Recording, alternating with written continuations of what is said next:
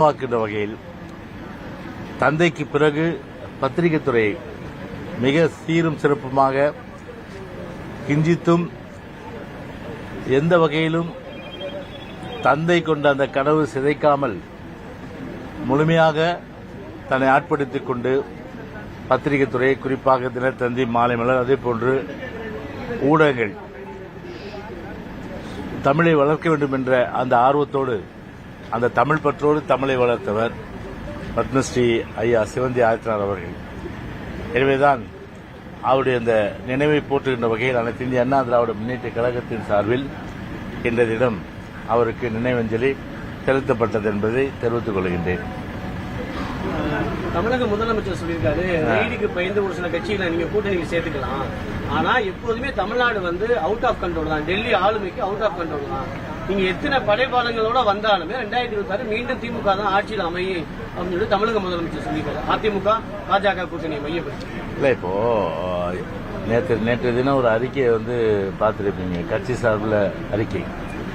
எனவே நான் அதற்குள்ளாக நான் போக விரும்பவில்லை. ஆனால் திமுகவை பொறுத்தவரை ஒரு ரைடு அப்படின்னு சொன்னாலே முழுக்க அதாவது 2G ஸ்பெக்ட்ரத்திலிருந்து இமாலய ஊழல், அது இந்தியாவே தலைகுனியக்கூடிய வகையில் ஒரு மிகப்பெரிய இமாலய ஊழல், ஒவ்வொரு தமிழனும் வெட்கப்படக்கூடிய வகையிலே அந்த ஊழல் அமைந்திருந்தது. எனவே அப்படியெல்லாம் தன் முதுகை திரும்பி பார்க்கணும். முதல்ல அடுத்தவரை குற்றம் சாட்ட வேண்டும் என்று சொன்னால் முதலிலே தன் முதுகை திரும்பி பார்க்க வேண்டும்.